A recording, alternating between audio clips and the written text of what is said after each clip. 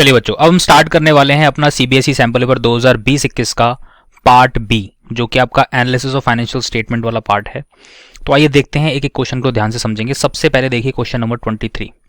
सो यहाँ पर आपको एक एक्सट्रैक्टेड बैलेंस शीट, मतलब एक बैलेंस शीट का टुकड़ा गिवन है, आप कह सकते हो। इक्विटी एंड लायबिलिटी के अंदर आपको दिया हुआ है कि यहाँ पर 12% डिबेंचर्स हैं बेटा, ठीक है। तो 12% डिबेंचर्स के बारे में देखो क्या बोला है कि 31 मार्च 2019, तो कहने का मतलब है ये 1 अप्रैल 2019 भी आप कंसीडर कर सकते हो। तो 2 लाख रुपए का आपके पास डिबेंचर था। पिछले साल का अंत या इस साल की beginning, both are the same thing. तो पिछले साल का अंत मतलब 2019 का एंड में 2 लाख रुपए का बैलेंस दिख रहा है 12% डिबेंचर के अंदर, या मैं ये बोल सकता हूँ कि 1 अप्रैल 2019 को 2 लाख रुपए का बैलेंस है, ओके। और यही जो बचा, कितना बचा, 31 मार्च 2020 को ये 160 का बच रहा है। ध्यान से पढ़ेंगे क्वेश्चन को। आगे बोला गया एडिशनल इन्फॉर्मेशन में, interest on debenture is paid half yearly basis on 30th of September and 31st of March every year. So basically interest on debenture भी कंपनी पे कर रही है किस डेट पर, 30 सितंबर को और 31 मार्च को। तो ध्यान से समझना बेटा, देखो आप इस वाले पूरे ईयर का एक छोटा सा टाइम बार बना लो, ठीक है। एग्जाम में इतना टाइम नहीं होगा, तो एग्जाम में आपको फटाफट से कैलकुलेशन करनी पड़ेगी, बट मैं आपको समझाने के प्रोस्पेक्टिव से बनाकर दिखा रहा हूं। तो 1 अप्रैल 2019 को यहां पर एग्जैक्टली आपके पास कितने का था, 2 लाख रुपए का 12% डिबेंचर था। और यही जो है ईयर एंड में आते आते मतलब 31 मार्च 2020 को कितना बचा है आपका, 1,60,000 का बचा है। कंपनी ने क्या बोला हुआ है कि भैया एज पर द प्रोस्पेक्टस, ये चीजें मेंशन है कि 30 सितंबर को और 31 मार्च को वो इंटरेस्ट पे करेंगे। एज पर कॉन्ट्रैक्ट कह लो, एज पर प्रोस्पेक्टस कह लो, कि जब मार्केट में जब इशू करते हैं डिबेंचर्स को तब उसमें चीजें मेंशन होती हैं। तो क्या बोला, अप्रैल मई जून जुलाई अगस्त सितंबर, तो कहने का मतलब है 30 सितंबर एग्जैक्टली 6 मंथ्स बाद, एंड उसके बाद 6 महीने बाद, मतलब कहने का है कि कंपनी जो है इंटरेस्ट पे करती है। How much amount related to above information will be shown in financing activity for cash flow statement prepared on 31st of March 2020।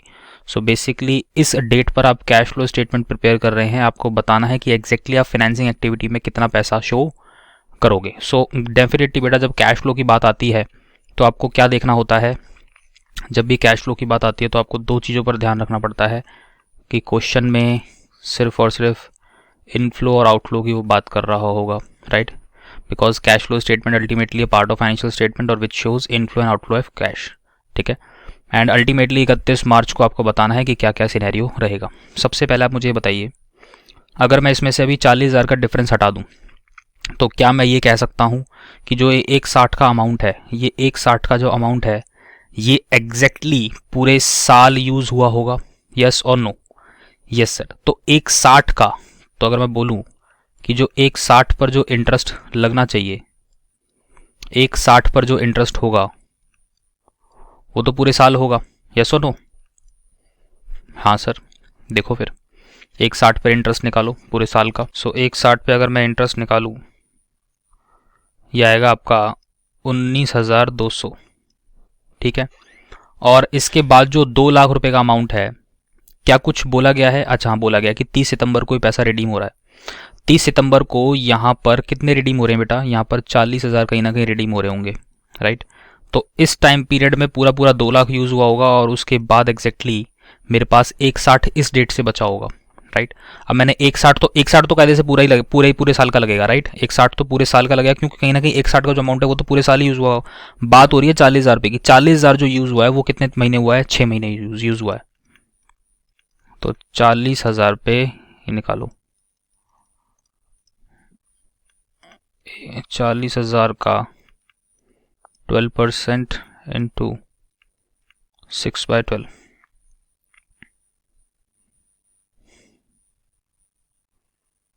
ठीक। तो ये आता है आपका 2,400 रुपये।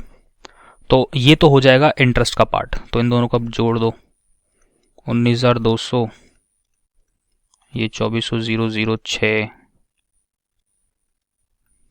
कितना आ रहा है, 21,600। 21,600 तो ये है। एंड इसके अलावा ड्यूरिंग द ईयर एक और आउटफ्लो हुआ है 40,000 रुपये, एज इट इज जो डिबेंचर का पार्ट था वो भी तो गया है। तो टोटल क्या मैं बोल सकता हूँ कि 61,600, यस और नो? टोटल कहीं ना कहीं 61,600 का आउटफ्लो हुआ होगा, right, and that is your correct answer. देखो, ठीक है।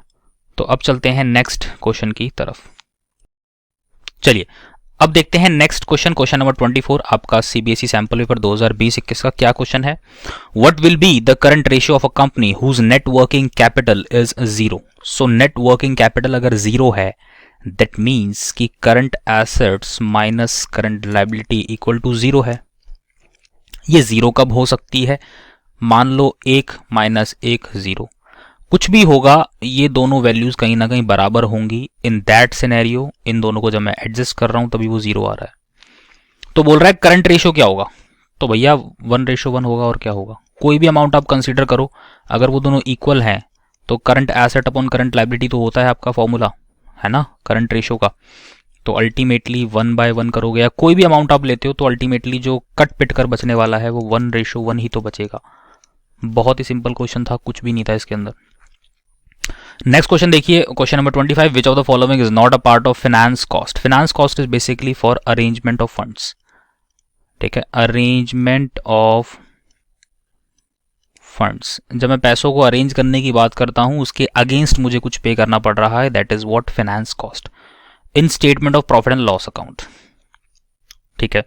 तो कौन सा फाइनेंस कॉस्ट नहीं है, देखो, इंटरेस्ट पेड और डिबेंचर, ये डेफिनेटली अरेंजमेंट ऑफ फंड से रिलेटेड है।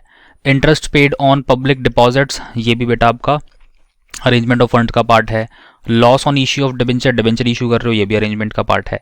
बैंक चार्जेस, अब बैंक चार्जेस बेटा जरूरी नहीं है कि वो बैंक चार्जेस किसी भी चीज के हो सकते हैं, डेबिट कार्ड, क्रेडिट कार्ड, है कि नहीं। बैंक चार्जेस तो किसी भी चीज के हो सकते हैं, बट अल्टीमेटली इट इज कहीं ना कहीं अलग ही दिख रहा है आपको कि it is not a part of arrangement of funds. Okay, so bank charges, हम जरूरी नहीं है कि पैसा बैंक में जमा करवाते हैं और उसकी वजह से हमें चार्जेस पे करने पड़े, इसके अलावा बहुत तरह के बैंक चार्जेस होते हैं। सो अल्टीमेटली ये एक यूनिक दिख रहा है which is not a part of finance cost. Ultimately इनको आप ध्यान से देखेंगे तो आपको देखकर पता लग जाएगा कि ये कहीं ना कहीं अरेंजमेंट ऑफ फंड्स से रिलेटेड है, ठीक है। लॉस हो रहा है डिबेंचर्स को इशू करते टाइम, तो डेफिनेटली डिबेंचर में इशू किस लिए कर रहा हूँ, बिकॉज मैं फंड्स को अरेंज करने की बात कर रहा हूँ। पब्लिक डिपॉजिट्स हैं, डिबेंचर्स पर इंटरेस्ट पे कर रहा हूँ, अल्टीमेटली ये सारे क्या हैं, ये फाइनेंस कॉस्ट है, but bank charges is not a finance cost, ठीक। उसके बाद देखिए question number 26, which of the following is not an investing cash flow, which is not an investing cash flow. So basically कौन सा इसमें investing का part नहीं है, बस आपको ये देखना है। लैंड बेचा, इन्वेस्टिंग का पार्ट है, लैंड खरीदना, लैंड बेचना डेफिनेटली इन्वेस्टमेंट का पार्ट है बेटा। उसके अलावा ये इन्वेस्टमेंट, देखो इसने ऑलरेडी बोल रखा है कि आपने जो है सेल करे हैं 2500 शेयर्स, जो कि इन्वेस्टमेंट के प्रोस्पेक्टिव से 15 रुपये के हिसाब से बेच दिए, तो भैया ये भी इन्वेस्टमेंट का पार्ट है, ये भी इन्वेस्टमेंट का पार्ट है, ये भी इन्वेस्टमेंट का पार्ट है। परचेज ऑफ इक्विपमेंट्स परचेज कर रहे हो, ये भी एक तरह का एसेट है, ये भी इन्वेस्टमेंट का पार्ट है। मार्केटेबल सिक्योरिटीज कहीं ना कहीं मैं बोलता हूँ ये कैश एंड कैश इक्विवेलेंट्स में आती हैं बेटा, राइट। एंड आप इसको जो है as it is investing activity के अंदर कंसीडर नहीं करोगे, तो कहीं ना कहीं फिर यही हमारा ऑप्शन होना चाहिए। ओके, देखते हैं आंसर, तो यही हमारा ऑप्शन है, राइट। अगर इसमें हल्का सा भी डाउट है तो बाकी ऑप्शंस को ध्यान से पढ़ लो, आपको आइडेंटिफाई हो जाएगा कि एसेट्स को परचेज करने की बात करिए, इन्वेस्टमेंट्स की बात करिए, ठीक है। ऑलरेडी यहाँ पर देखो इसने इशारा भी दे दिया कि ये तो इन्वेस्टमेंट के लिए ही है, तो ऑलरेडी अगर ये चीज़ें हैं तो कौन सा नहीं है, तो डेफिनेटली मार्केटेबल सिक्योरिटी। और अल्टीमेटली मार्केटेबल सिक्योरिटीज़ अगर 3 महीने का शॉर्ट टर्म मार्केटेबल सिक्योरिटीज, इनका 3 महीने का लिक्विडेशन पीरियड होता है, उसको वैसे भी हम कैश एंड कैश इक्विवेलेंट्स का पार्ट बोलते हैं, राइट। तो कहीं ना कहीं फिर ये इन्वेस्टिंग का पार्ट नहीं है। ओके, चलिए बच्चों, अब देखते हैं question number 27, propose dividend is a dash. और यहाँ पर लायबिलिटी उसने पहले मेंशन कर दिया, मैं आपको पहले बता दूं बेटा, डिविडेंड प्रपोज करना मतलब क्या, अभी डिविडेंड के लिए पैसा सेट असाइड किया गया है, ठीक है, पैसा सेट असाइड किया गया है प्रॉफिट्स में से। होता क्या है कि सेट असाइड तो कर दिया, प्रपोज करना मतलब क्या कि ठीक है आपने सेट असाइड कर दिया है कि आपको पे करना है dividend, until it is approved by the share holder. Approval किसका, शेयर होल्डर्स का। हम इतना डिविडेंड पे कर रहे हैं, आपको कोई प्रॉब्लम नहीं जी, ओके। इससे ज़्यादा होना चाहिए, इससे कम होना चाहिए। फाइनली एजीएम में डिक्लेयर होने के बाद, एजीएम में जो है फाइनली जो है जब अप्रूव कर दिया जाता है शेयर होल्डर द्वारा, उसके बाद जो है डिविडेंड की पेमेंट की जाती है। Until it is approved by the shareholder it is a contingent liability, ठीक है। Now what is contingent liability, ध्यान से सुनो। Contingent liability you can say it is a responsibility और you can say an obligation that will arise depending upon the happening of a certain event, ठीक है, outcome of a certain event you can say. So basically देख रहे हो यहाँ पर approval की वजह से चीज़ें पेंडिंग है, जैसे ही अप्रूवल आ जाता है फाइनली पे आउट होगा। कंटिंजेंट अभी शक है, पता नहीं पे होगा या नहीं होगा, दैट इज व्हाट कंटिंजेंट। याद रखना बेटा कि हमारा जो प्रपोज डिविडेंड होता है वो कंटिंजेंट लायबिलिटी होता है। बहुत अच्छा क्वेश्चन दिया हुआ है, ये देखो इस तरह के छोटे छोटे कॉन्सेप्ट आ जाते हैं तो घबराने की जरूरत नहीं है। आगे देखो, चलिए अब देखिए क्वेश्चन नंबर 28। द डैश में indicate the firm is experiencing stock outs and lost sale. Stock कितना निकल रहा है और चोरी कितनी हो रही है। मान लो अगर सेल्स में कुछ गमन हो रहा है, कोई फ्रॉड हो रहा है, तो उसको आइडेंटिफाई किया जा सकता है। तो कौन सा रेशियो है जो कि बेटर तरीके से इसको आइडेंटिफाइड करवा सकता है, एक करके समझते हैं। सबसे पहले average payment period. Average payment period का बेसिकली पर्पस क्या है बेटा, पर्पस इसका बड़ा सिंपल है कि एवरेज नंबर ऑफ डेज, कि हमारी जो कंपनी है वो एवरेज नंबर ऑफ डेज कितने लेती है to make payment to supplier. तो लगभग हमारी कंपनी कितने दिन लेती है सप्लायर की पेमेंट करने में। तो आपको लग रहा है कि इससे कुछ आइडेंटिफाई कर सकते हो आप। देखो अगर स्टॉक निकल रहा है, सेल्स के साथ कुछ गड़बड़ हो रही है, तो डेफिनेटली एक ऐसा रेशो होना चाहिए जिसमें स्टॉक और सेल की बात हो। अब यहां तो पेमेंट की बात हो रही है, तो पहला तो नहीं है। थर्ड वाला देखो, एवरेज कलेक्शन पीरियड।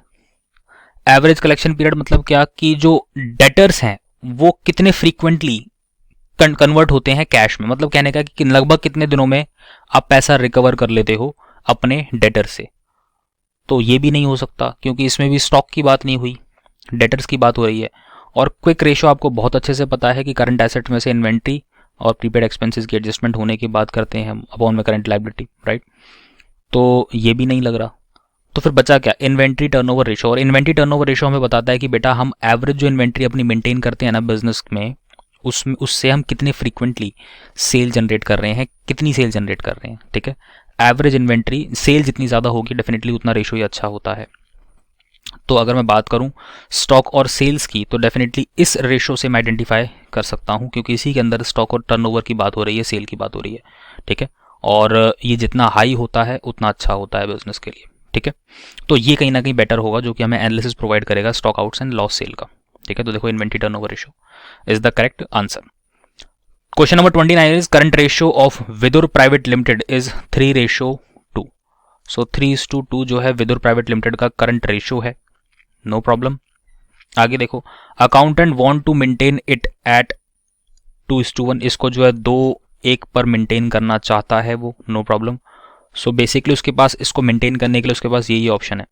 कहने का मतलब है इस रेशो को इस रेशो पर लाने के लिए उसके पास यही ऑप्शंस हैं, ठीक है। तो कैसे आ सकता है, ध्यान से देखिए। He can repay bills payable. Bills payable की पेमेंट कर सकते हैं तो अल्टीमेटली लायबिलिटी रिड्यूस होंगी। और करंट रेशो क्या होता है, current assets upon current liability. इस रेशो में क्या समस्या है, इस रेशो में 3:2 पर चल रहा है। कहने का मतलब है डबल डबल की सिचुएशन होनी चाहिए, इसमें लायबिलिटी ज़्यादा है। जब मैं बोलूँ करंट एसेट ज़्यादा है और लायबिलिटी भी ज़्यादा है, तो कहीं ना कहीं करंट एसेट से करंट लायबिलिटी की कुछ अगर वो पेमेंट कर दे तो मैं कह सकता हूँ कि हाँ एडजस्ट हो जाएगा, ठीक है। तो कुछ करंट एसेट्स में से उठाकर करंट लायबिलिटी को सेटल कर देना, तब ये रेशियो हमारा रिड्यूस हो सकता है, ठीक है। तो 3:2 है और डेफिनेटली कुछ यहाँ से निकले और यहाँ इसकी पेमेंट हो जाए, तभी तो कुछ बात बनेगी, है कि नहीं। He can repay bills payable, he can purchase goods on credit. अगर गुड्स क्रेडिट पे खरीद लिए तो फिर तो लायबिलिटी इंक्रीज हो जाएगी। He can take short term loans. अगर लोन्स ले लेंगे तो भी भैया लायबिलिटी इंक्रीज हो जाएगी, तो भी दिक्कत है। I think option 1 is correct, तो ओनली 1 इज करेक्ट लग रहा है मुझे। एक बार देखते हैं क्या ऑप्शन है। यस, तो ओनली 1 इज करेक्ट। देखो सिंपल सी बात है, रेशो को देख के ना ये थोड़ा सा ना एनालिटिकल चीजें दे देते हैं। 3:2 चल रहा है, साफ सीधी बात। करंट एसेट्स में से सब कुछ आता है, कैश वैश सब कुछ आता है इसके अंदर, है कि नहीं, जो भी आपके करंट एसेट्स हैं। यहां से कोई एसेट निकले और इसकी पेमेंट हो जाए, कहने का मतलब ये है ना 2:1 पर लेके आना है। 3 में से कुछ निकले और इसकी कुछ पेमेंट हो जाए, तो डेफिनेटली लाइबिलिटी की पेमेंट करनी पड़ेगी करंट एसेट्स में से कुछ ना कुछ, तब जाके बात बनेगी। Then option 1 is only correct. अब बाकी ऑप्शन को देख के देखो क्या लग रहा है, परचेज ऑफ गुड्स, अगर गुड्स उधार पर खरीद लूंगा तो करंट लाइबिलिटी इंक्रीज होगी, तो भी उससे कहाँ बन रहा है रेशो, ये रेशो मेंटेन ही नहीं कर पाओगे। शॉर्ट टर्म लोन ले लोगे तो भी करंट लाइबिलिटी इंक्रीज हो रही है, करंट एसेट पर तो कोई इंपैक्ट आ ही नहीं रहा। अल्टीमेटली करंट एसेट्स आप कह लो कैश में से कुछ पेमेंट उठाकर वो करंट लाइबिलिटी की कर दे, तो यहां भी रिड्यूस होगा, यहां भी रिड्यूस होगा, अल्टीमेटली 2:1 पर मैं पहुंच जाऊंगा। ठीक है, तो that one is your correct answer. चलिए अब आगे देखते हैं क्वेश्चन नंबर 30। तो क्वेश्चन नंबर 30 कुछ इस प्रकार है, प्रोप्राइटरी रेशियो आपसे पूछा गया है, if total assets to debt ratio आपको दे रखा है 2:1। ठीक है, तो टोटल एसेट्स 2 रुपए के हैं जब 1 रुपए का डेट है। डेट जो है आपका टोटल 5 लाख रुपए का है कर्जा, एंड इक्विटी शेयर जो कैपिटल है वो 0.5 टाइम्स ऑफ डेट है। ओके, प्रेफरेंस शेयर कैपिटल जो गिवन है वो 25% ऑफ इक्विटी शेयर कैपिटल है। ओके, एंड आगे बोला हुआ है नेट प्रॉफिट बिफोर टैक्स जो आपको गिवन है वो 10 लाख है, रेट ऑफ टैक्स आपको गिवन है 40%। फॉर्मूला आपको बहुत अच्छे से पता है बच्चे, ये होता है प्रोप्राइटरी फंड। ठीक है, प्रोप्राइटर्स का जो फंड होता है अपॉन में टोटल एसेट्स। ठीक है, अब बस कुछ नहीं करना, आपको सारी इन्फॉर्मेशन दे रखी है, बस कैलकुलेट करना स्टार्ट करो। ठीक है, तो कैसे करेंगे कैलकुलेट, ध्यान से देखो। अब यहाँ पर आपको डेट दिया हुआ है तो टोटल एसेट आप निकाल पाओगे। कह रहा है कि 1 रुपए का डेट है तो 2 रुपए का टोटल एसेट है, तो मतलब इसको 1 मान लो इक्विवेलेंट, इसको 2 से मल्टीप्लाई कर दोगे तो कहीं ना कहीं टोटल एसेट आपको पता चल जाएगा। टोटल एसेट आप डायरेक्टली निकाल पाओगे जो कि आएंगे कितने आपके। ठीक है, कैसे निकाले, 5 लाख इंटू 2। आगे बोला गया इक्विटी शेयर जो है वो 0.5 टाइम्स है, तो प्रोप्राइटर फंड जब निकालोगे तो प्रोप्राइटर फंड निकालते टाइम ये ध्यान रखना कि क्या क्या आने वाला है। एक तो equity share capital plus preference share capital, अरे क्या, हाँ प्रॉफिट से मैं बोल रिजर्व एंड सरप्लस कर सकता हूँ इसको, इसके अलावा यहाँ पर कर देते हैं प्रेफरेंस कैपिटल। ठीक है, प्रॉफिट्स कह लो या फिर मैं बोलूँ रिजर्व एंड सरप्लस, एक ही चीज़ है। ठीक, तो अकॉर्डिंगली आप इसको कैलकुलेट करोगे तो इक्विटी शेयर बोल रहा है कि 0.5 ऑफ डेट है, तो इक्विटी शेयर कितना हो जाएगा, देखो डेट कितना है आपका, डेट है आपका 5 लाख का, 5 लाख का 0.5 ये, और प्रॉफिट आपको आफ्टर टैक्स लेना पड़ेगा, बिफोर टैक्स है, तो कहने का मतलब मैं इसको 40% इसमें से रिड्यूस कर दूँ, 6 लाख बचेगा। और प्रेफरेंस शेयर कैपिटल बोल रहा है कि आपका 25% ऑफ इक्विटी है, 25% ऑफ इक्विटी, सीधा इसका कर दो 25% ऑफ इक्विटी मतलब इसका हो जाएगा ये आपका 2.5 लाख। इसको सॉल्व कर सकते हो, सॉल्व करो, ये हो जाएगा 2,50,000 प्लस 6 लाख प्लस इसका 25%, ये हो जाएगा 25 625 प्लस कितना हो गया ये 62,000, एक बार निकाल लेते हैं, 62,500 आई थिंक यही होना चाहिए। ठीक है, 62,500 इसको आप टोटल करोगे तो ये हो जाएगा 8,50,000 प्लस 62,500, इसको टोटल करोगे 005 2 11 9, 9,12,500। ठीक है जी, 9,12,500 ये है, एंड आपके पास टोटल एसेट आ ही गया, तो आप इसको सीधा सीधा सॉल्व कर सकते हो, ये रहे टोटल एसेट्स एंड 9,12,000, सीधा फॉर्मूला अप्लाई करोगे अकॉर्डिंगली ये आपका ऑप्शन आंसर आएगा। ठीक, नेक्स्ट क्वेश्चन में बोला गया है इसके नेक्स्ट पार्ट में, from the following information calculate interest coverage ratio. Interest coverage ratio आपको निकालना है, और यहाँ पर क्या क्या गिवन है, बोल रहा है कि प्रॉफिट जो आफ्टर इंटरेस्ट एंड टैक्सेस हैं वो 7.5 लाख रुपए के हैं, टैक्स रेट आपको गिवन है 25% और 9% आपके डिबेंचर्स हैं, no problem. Interest coverage ratio आप कैलकुलेट कर पाओगे, इंटरेस्ट कवरेज रेशो होता है profit before interest and taxes, profit before interest and taxes, PBIT कर सकते हो या एनपीबी, इसको हम ईबीआईटी बोलते हैं generally, earning before interest and taxes बोलते हैं, तो अर्निंग बोलना है तो अर्निंग बोल लो, ईबीआईटी बोल लो या profit before interest and taxes बोल लो, एक ही बात है। बाकी interest on long term debt interest, तो बेसिकली ये बताता है कि कंपनी की कितनी मल्टीपल टाइम ऑफ कैपेसिटी है, जितना इंटरेस्ट वो अभी बॉर्न कर रही है उतना कितना टाइम्स वो बॉर्न करने की कैपेसिटी रखती है। तो profit after interest and taxes, profit after interest and taxes हमें निकालने हैं, sorry profit after interest and taxes हमें गिवन है, देखो ये क्या दे रखा है हमें, profit after interest and taxes given है, नो प्रॉब्लम। तो क्या करना पड़ेगा, इंटरेस्ट और उसको ऐड कर दो, इंटरेस्ट और टैक्स को ऐड कर दो, बिकॉज बिफोर वाली फिगर पर जाना है। टैक्स आपने निकाल दिया, टैक्स आप कैसे निकालोगे, देखो 7,50,000 है, 7,50,000 में कहीं ना कहीं टैक्स की एडजस्टमेंट हो रखी है, ठीक। तो इसका आप 25% निकालोगे, ठीक। करो, देखो डायरेक्टली भी इसको ऐसे कर सकते हो। ये जो अमाउंट है, जो 7.5 लाख का अमाउंट है, क्या मैं इसको बोल सकता हूँ कि ये कहीं ना कहीं 75% के इक्विवेलेंट है, यस और नो। देखो कहीं ना कहीं जो रेट ऑफ टैक्स है, टैक्स का समझो सबसे पहले, रेट ऑफ टैक्स जो है वो 25% है, और ये आफ्टर टैक्स है। तो आफ्टर टैक्स है तो इसका मतलब क्या कि टैक्स के बाद वाला पोर्शन 100 में से 25 घटा दो, कितना बचा, 75 बचा। ये 75% के इक्विवेलेंट है। तो अगर मेरे को 100 पर जाना है तो कहीं ना कहीं मैं निकाल सकता हूँ सीधा, कितना आ जाएगा, 10 लाख आ जाएगा। 10 lakh is what, now 10 lakh की जो फिगर आई है वो क्या है, वो है profit after interest before tax. अब इसमें इंटरेस्ट भी ऐड कर दो, तो 9 9 जा 9 8 72, 9 8 72 ये और ऐड कर दो इसमें, ठीक। तो ये आ जाएगा 10,72,000, 2,72,000। देखो यही हो रखा होगा, 2,72,000। इस तरीके से करना है, इस तरीके से कर लो, अदरवाइज आपको सीधा सीधा पता ही है कि जो 7.5 लाख है ये कहीं ना कहीं हमारा 75% के इक्विवेलेंट है, बिकॉज 25% टैक्स काटने के बाद 100% पर मेरे को पहुंचना है। अकॉर्डिंगली मैं 10 लाख पर आया, देन इसमें इंटरेस्ट का पोर्शन और ऐड कर दो, अकॉर्डिंगली आप 10,72,000 पर आ जाओगे, ठीक है। इंटरेस्ट पता ही है आपको, सीधा आप निकाल पाओगे कितने नंबर ऑफ टाइम्स कंपनी की कैपेसिटी है, बियरिंग कैपेसिटी है। होपफुली आपको समझ में आया होगा। चलते हैं नेक्स्ट क्वेश्चन की तरफ।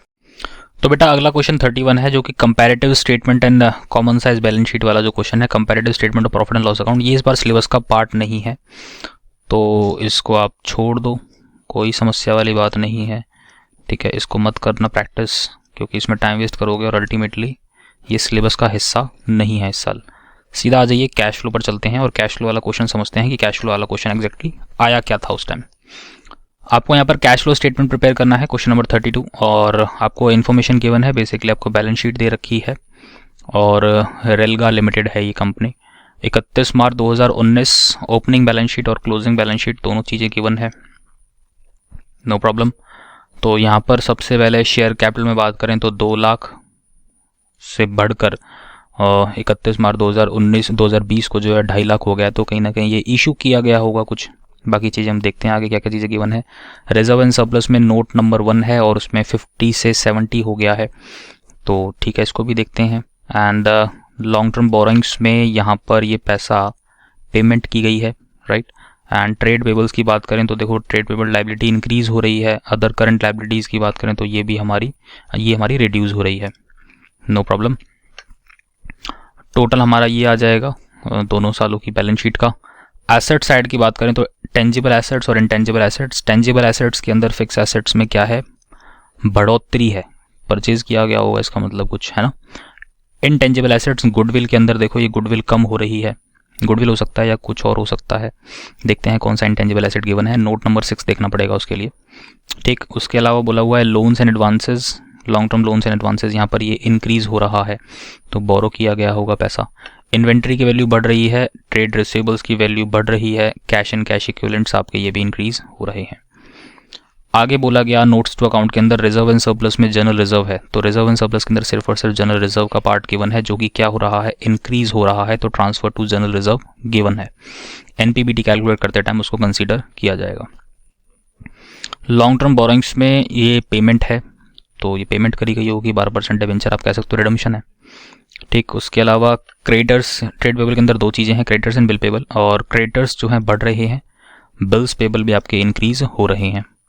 अदर करंट लायबिलिटी में आउटस्टैंडिंग एक्सपेंसेस जो कि क्या हो रहे हैं, रिड्यूस हो रहे हैं। इसके अलावा टेंजिबल एसेट्स के अंदर बात करें तो प्रोविजन भी दे रखा है और मशीनरी की वैल्यू बेटा इंक्रीज हो रही है, अकॉर्डिंगली डेप्रिसिएशन भी इंक्रीज हो रहा है।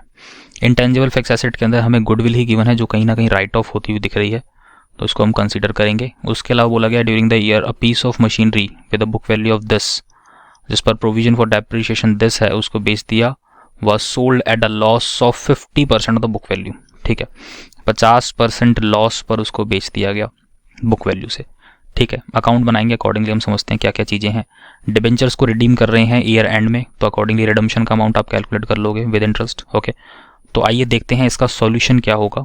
एक एक चीज़ को बड़ी बारीकी से समझेंगे। कैश फ्लो के अंदर किसी तरह की मिस्टेक करके मत आना। 6 मार्क्स का क्वेश्चन आएगा और उसके अंदर बहुत सिंपल क्वेश्चन है। एक बार ठीक से समझ में आ गया तो गलती नहीं करोगे। इसके लिए क्या कर सकते हो, quick revision video cash flow की अवेलेबल है क्लास 12 ग्रूमिंग एजुकेशन के चैनल पर, उसको जाकर देखो। ठीक है, तो क्विक रिवीजन में आप फटाफट उसको देखकर चीज़ों को रिवाइज कर सकते हो, देन अपने क्वेश्चंस को अटेम्प्ट करना स्टार्ट कर सकते हो। ओके, चलिए बच्चों, अब स्टार्ट करते हैं इसका सॉल्यूशन। और सबसे पहले मैं चाह रहा हूं कि मैं इसका जो एडजस्टमेंट वाला पार्ट है ना बेटा, उसको आपको फटाफट एक बार समझा दूं ताकि आपको इसमें कोई प्रॉब्लम ना हो। बेटा ये जो मशीनरी वाली जो एडजस्टमेंट है ना बेटा, ये बहुत इंपॉर्टेंट है। ऐसी एडजस्टमेंट आने के चांसेस हैं अगर कैश फ्लो क्वेश्चन आता है तो क्या करो ना, आप सबसे पहले एक काम करते हैं, इसी की एडजस्टमेंट को क्लियर कर लेते हैं सबसे पहले कि एडजस्टमेंट बेसिकली होगी कैसे। सारे आइटम्स हम कैलकुलेट करके रखेंगे, अकाउंट बना के रखेंगे, तो हमें एट द एंड प्रॉब्लम नहीं होगी। फटाफट हमें फिगर्स उठा के बस क्या करनी है, पुट करनी है। ठीक है, एग्जाम में याद रखना बेटा, ये जो आंसर शीट का नया फॉर्मेट है तो उसके अंदर आपको एग्जैक्टली जो है कैश फ्लो का फॉर्मेट नहीं है। ठीक है, आंसर शीट में तो क्या करोगे आप, जो आपकी रूड लाइंस हैं, जो स्टार्टिंग के 16 पेजेस हैं, वहाँ पर कैश फ्लो क्वेश्चन अटेम्प्ट करना। ठीक है, पहले प्रॉपर फॉर्मेट बनाना, नीचे वर्किंग नोट के अंदर ये वाली एडजस्टमेंट्स आपको करनी है। मैं यहाँ पर समझा रहा हूँ तो इस वजह से आपको मैं पहले करके दिखा रहा हूँ। सो देखो, मशीनरी में आपके पास ओपनिंग क्लोजिंग बैलेंसेस गिवन है 2,60,000। ध्यान से देखिए, to balance BD 2 lakh and by balance CD 2,60,000। Okay, इसके बाद प्रोविजन फॉर डेप्रिसिएशन की बात करें तो ये 50 था, बढ़कर 60 हो गया है। By balance BD to balance CD। ठीक है, हाँ सर बिल्कुल ठीक है। आगे देखो, इसके बाद क्या क्या बोला गया है, जरा ध्यान से पढ़ो क्वेश्चन को। बोल रहा है एक पीस ऑफ मशीनरी जिसकी 30,000 की बुक वैल्यू थी, जिस पर प्रोविजन फॉर डेप्रिसिएशन जो था वो कितना था, 10,000 था। ठीक है, तो प्रोविजन फॉर डेप्रिसिएशन 10,000 था, तो उसको कर दो यहाँ पे, है ना, 10,000, राइट। एंड और क्या बोला गया, और बोल रहा है वो कि बुक वैल्यू का 50% लॉस है। ठीक है जी, मान ली, तो बुक वैल्यू कितनी है, 30 का 50% कितना होता है, 15,000 प्रॉफिट एंड लॉस में डाल दो, बाकी 15,000 आपके बैंक में आ गए होंगे। जी सर बिल्कुल ठीक है। अब इसको कैलकुलेट करो, ये हो गया आपका 70,000 और ये इधर आ जाएगा 70, एंड देन फाइनली जो रिमेनिंग मशीनरी बच रही है ना बेटा, उस पर भी जो डेप्रिसिएशन है वो आएगा 20,000, जो कि अल्टीमेटली आपकी क्या है, बैलेंसिंग फिगर। एंड आपको पता है बहुत अच्छे से डेप्रिसिएशन कहाँ जाएगा, ऑपरेटिंग एक्टिविटी में, राइट। इसको टोटल करो, इसको टोटल करोगे ये हो जाएगा 263 लाख एंड 3 लाख। अल्टीमेटली ये जो बैलेंसिंग फिगर आ रही है ये क्या आएगा बच्चे, परचेज। ठीक है, ये परचेज है, तो इसको कहाँ ले जाओगे, इन्वेस्टिंग में। सुनो, इन्वेस्टिंग में माइनस, ये वाला इन्वेस्टिंग में प्लस, सारी चीज़ें आपको पता ही है। अब ये करने से होगा क्या कि फटाफट आप चीज़ें उठा के आप पुट कर सकते हो, राइट। अब ये लॉस है, इसके बारे में आपको पता है, ये भी ऑपरेटिंग में ट्रीट होगा, है ना। चलो, एक एडजस्टमेंट और है, इसको भी देख लेते हैं ज़रा ध्यान से।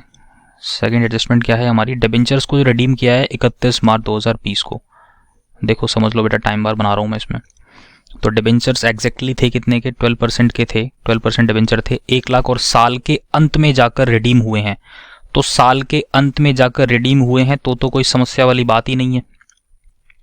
यस और नो, 1 अप्रैल 2019 है और ये आपका एग्जैक्टली साल के अंत में जाकर रिडीम हो रहा है, तो मतलब पूरे साल आपने 1 लाख यूज़ किया होगा। 1 लाख पर कैलकुलेट कर लो क्या, इंटरेस्ट निकालो, तो 1 लाख पर सीधा 12% आप कैलकुलेट करोगे, अकॉर्डिंगली आएगा 12,000। 12,000 का तो इंटरेस्ट आएगा फाइनेंसिंग में जो आप शो करने वाले हो। ठीक, इसके अलावा एग्जैक्टली अमाउंट भी तो है जो रिडीम हुआ है सर, 20,000 का डिबेंचर भी रिडीम हुआ है, तो इसको भी आप कहाँ शो करोगे, ये रिडम्पशन अमाउंट है, इसको, इन दोनों को आप कहाँ शो करोगे बेटा, फाइनेंसिंग में शो करोगे। ठीक, ऑटोमेटिकली सारी कैलकुलेशन पहले करके बैठ जाओ ताकि गड़बड़ ना हो। ठीक है। एग्जाम में क्या करोगे, एग्जाम में जब इस पॉइंट पर आओगे तब करना, बट स्टार्टिंग हमेशा ऑपरेटिंग से ही करना। मैंने समझाना था, इस वजह से मैंने एडजस्टमेंट वाला पार्ट खत्म कर लिया। ऑलमोस्ट हम क्वेश्चन भी रीड कर चुके हैं, हर आइटम के बारे में हमें पता है कि कौन सी चीज़ें कहाँ जानी है। फटाफट पुट करना स्टार्ट करते हैं। सबसे पहली चीज़ है ट्रांसफर टू रिजर्व। सबसे पहले हम क्या निकालते हैं बच्चे, NPBT, net profit before tax. Appropriations की बात करते हैं, तो एप्रोप्रिएशंस में यहाँ पर प्रॉफिट तो दे ही रखा, सीधा क्या दे रखा है, जनरल रिजर्व। जनरल रिजर्व में इंक्रीमेंट है, सीधा इसको ले जाओ एनपीबीटी के नाम पर, और तो कुछ नहीं दे रखा ना, नहीं दे रखा सर। तो NPBT, net profit before tax, और एक्स्ट्रा ऑर्डिनरी आइटम्स क्या दे रखा है, 20,000। ये कौन से हैं बेटा, ये रिजर्व वाले हैं, ठीक है। अब आ जाओ नॉन ऑपरेटिंग इनकम और नॉन ऑपरेटिंग आइटम्स की ट्रीटमेंट और नॉन कैश आइटम्स की ट्रीटमेंट। तो लॉस के बारे में ऑलरेडी आपको बता दिया मैंने, ये मैंने कैलकुलेट किया है, 15,000 का लॉस, आपको पता है, इसको ऐड करते हैं, ठीक है, नॉन ऑपरेटिंग नेचर का है। इसके बाद डेप्रीसिएशन, आप पता है आपको, नॉन कैश आइटम का है। गुडविल अमोर्टाइज हो रही है, या मैं बोलूँ गुडविल रिटर्न ऑफ हो रही है, ठीक है। 10,000 की थी, कितनी थी देखो, दोबारा देख लो, 10,000 की थी, साल के शुरुआत में, अंत में आते आते 2,000 की रह गई, तो कहीं ना कहीं ये अमोर्टाइज हुई है, राइट ऑफ हुई है, ठीक है। तो इसको आप करोगे, क्या करोगे, ऐड करोगे यहाँ पर। इसके अलावा इंटरेस्ट ऑन डिबेंचर, ये आपका नॉन ऑपरेटिंग नेचर का है, ठीक है, नॉन ऑपरेटिंग एक्सपेंस है, इसको आप यहाँ पर क्या करेंगे, ऐड बैक करेंगे। फाइनली जो आपका आएगा वो आएगा इंटरेस्ट, फाइनली आपका निकल कर आएगा operating profits before working capital change. अब वर्किंग कैपिटल के अंदर आपको बहुत अच्छे से पता है क्या क्या चीज़ें आती हैं, current assets and current liabilities. आइए फटाफट से इनको एडजस्ट करते हैं। वर्किंग कैपिटल के अंदर सबसे पहले मैं क्या क्या लूँगा, जो भी आपको दे रखा है current assets and current liability सबके उठा लो। क्रेडिटर्स की वैल्यू इंक्रीज हो रही है, तो कहीं ना कहीं पैसा पे किया नहीं किया, ठीक है। तो इसका इम्पैक्ट कहीं ना कहीं कहाँ जा रहा होगा, इसका इम्पैक्ट कहीं ना कहीं परचेजेस कर रहे हो आप उधार में, और अननेसेसरी आप क्या कर रहे हो, अपने एक्सपेंसेस को इंक्रीज कर रहे हो, राइट। तो इससे पैसा तो कहीं गया नहीं, क्या कर दो, इसको ऐड कर दो। Increase in creditors, bill payables, simple सी बात है, ऐसे याद रखना, लाइबिलिटीज बढ़ रही हैं तो प्लस, दैट्स इट, ठीक है। लॉजिक मैं आपको बता चुका हूँ, चाहो तो आप क्लास 12th ग्रूमिंग एजुकेशन के चैनल पर जाइए और उस चैनल पर जाकर फटाफट से कैश फ्लो का देख सकते हो रिवीजन वीडियो, जिसके अंदर विद लॉजिक मैंने चीज़ें समझाई हैं, क्यों ऐड क्यों माइनस, ठीक है। तो इंक्रीज इन बिल पेबल, ये भी एक तरह की लाइबिलिटी है, इंक्रीज हो रही है तो क्या करें, ऐड कर दें, ठीक। इसके अलावा और क्या था, और यहाँ पर है, ध्यान से देखो, तो ये हमने ट्रीट कर लिया, ये हमने ट्रीट कर लिया, इन दोनों में इंक्रीमेंट था, हमने इन दोनों को प्लस कर दिया, जो डिफरेंस है। आउटस्टैंडिंग एक्सपेंसेस में यहाँ पर 5,000 की पेमेंट है, तो पैसा गया होगा जेब से, हाँ या ना, ये देखो, ये 5,000 की पेमेंट करी है, माइनस। इन्वेंट्री की वैल्यू बढ़ रही है, इन्वेंट्री की वैल्यू जो कि करंट एसेट है आपका, और इन्वेंट्री की वैल्यू अगर इंक्रीज हो रही है, कहाँ दे रखा है देखिए ध्यान से, ये रहा करंट एसेट्स। तो इन्वेंट्री की वैल्यू जो इंक्रीज हो रही है वो कितनी इंक्रीज हो रही है, 20,000 इंक्रीज हो रही है, तो कहीं ना कहीं ये क्या है, परचेज किया होगा, तो माइनस कैश गया, ठीक। Increase in trade receivables, debtors की वैल्यू बढ़ रही है, देखो डेटर्स बढ़ रहे हैं, पैसा थोड़ी ना आया, नहीं आया ना पैसा, बट अल्टीमेटली मैंने क्या किया, मैंने सेल्स को रिकॉर्ड करके मैंने अपनी इनकम इंक्रीज कर दी प्रॉफिट एंड लॉस में, है कि नहीं, बट पैसा तो आया नहीं, तो क्या करो, माइनस। समझ रहे हो मेरी बात को। तो डेटर इंक्रीज होना मतलब अपने कहीं ना कहीं सेल्स बढ़ाई होगी, और सेल्स वो वाली सेल है जिसकी वजह से पैसा नहीं आया, तो अल्टीमेटली आपने क्या किया, प्रॉफिट एंड लॉस अकाउंट के अंदर इनकम्स इंक्रीज कर रखी हैं, बट पैसा तो आया ही नहीं, तो क्या करो, माइनस, ठीक। बुक प्रॉफिट्स को एग्जैक्टली इक्वल करना होता है रियल कैश। प्रेजेंट सिनेरियो हमारे बिजनेस में रियल में कैश अवेलेबल कितना है, इक्वल करना पड़ता है, दैट्स वाई ये सारी एडजस्टमेंट हम कर रहे हैं। क्या रिप्रेजेंट करता है बेटा, ये फ्लो ऑफ कैश रिप्रेजेंट करता है, ठीक है। इनफ्लो और आउटफ्लो की बात करते हैं, ठीक। ध्यान से एक बार जाकर वीडियो ज़रूर देख लेना, ठीक है। और कोई गड़बड़ लगती है उसमें, अगर कोई समझ में नहीं आ रहा है, कोई प्रॉब्लम आ रही है, तो कमेंट बॉक्स में ज़रूर बताना, उस वीडियो को देखो ज़रूर कैश फ्लो वाली, ताकि फटाफट से चीज़ें आपको रिवाइज हो जाएं। एंड फाइनली आपका जो cash flow from operating activity आएगा वो ये आ जाएगा, इन सबको आप सम अप करोगे, ठीक। एंड अब आ जाइए इन्वेस्टिंग एक्टिविटी में। इन्वेस्टिंग एक्टिविटी में मैं आपको बता चुका हूँ कि यहाँ पर सेल ऑफ मशीनरी है, देखो मैंने अकाउंट यहाँ पर पहले बनाया था, ये रहा, और बैंक अकाउंट के अंदर ये पैसा सेल किया है, तो डेफिनेटली एक कलेक्शन है, राइट। परचेज किया तो पैसा गया, मैंने निकाला था, देखो मशीनरी अकाउंट में ये जो बैलेंसिंग फिगर थी यहाँ से पैसा गया होगा, राइट। तो ये देखिए मैंने यहाँ पर इसको माइनस कर दिया, ठीक है। लोन एडवांस, लोन एडवांस मतलब क्या, ध्यान से देखो कहाँ दे रखा है लोन एडवांस, देखो यहाँ दे रखा होगा, किधर गया, ये रहा, loans and advances. So loans and advances क्या हो रहे हैं बेटा मेरे, इंक्रीज हो रहे हैं। तो कहीं ना कहीं मैं क्या कर रहा हूँ, मैं कर्जा दे रहा हूँ, जो कि मेरा अल्टीमेटली क्या है, एसेट है, राइट। तो देखो पैसा अगर मैं दूंगा तो डेफिनेटली मेरी जेब से पैसा आएगा, एक तरह की इन्वेस्टमेंट ही तो है कि नहीं। अल्टीमेटली मैं किसी को लोन दे रहा हूँ, उस पर इंटरेस्ट वसूल करूंगा, है कि नहीं। लोन्स एंड एडवांसेस इंक्रीज हो रहे हैं, एक तरह का एसेट है, मैं किसी को दे रहा हूँ कर्जा, मेरी जेब से पैसा गया।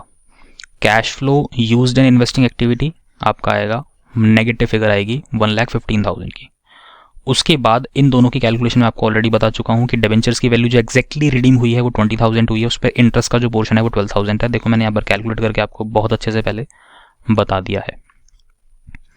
एंड आगे इशू ऑफ शेयर मैंने ऑलरेडी बताया था, क्वेश्चन की स्टार्टिंग में रीडिंग में पता चल रहा था कि यहाँ पर शेयर्स को इशू किया गया है। ये देखो 2 लाख थे, 2,50,000 हो गए, तो 50,000 के शेयर्स इशू किए गए होंगे, ठीक है, ओके।